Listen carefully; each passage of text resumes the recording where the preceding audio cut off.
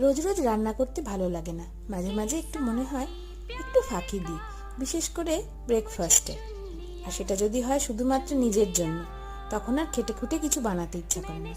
তাই আজকের একটা ডিম সিদ্ধ করে সেটাকে স্লাইস করে নিলাম। এবার দুটো ব্রেডকে আমি টোস্টারে টোস্ট করে তার মধ্যে একটুখানি মাখন লাগিয়ে একটা চিজের স্লাইস তার উপর দিয়ে দিলাম। এরপর সেদ্ধ করে রাখা ডিমের স্লাইসগুলোকে এর উপরে সুন্দর করে সমানভাবে সাজিয়ে দিলাম।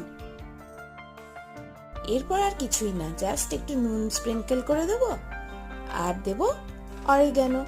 ব্যাস, ঝটপট নিজের জন্য সুস্বাদু ব্রেকফাস্ট রেডি। একদিন ট্রাই করে দেখবেন, ভীষণ ভালো লাগে খেতে। বাই।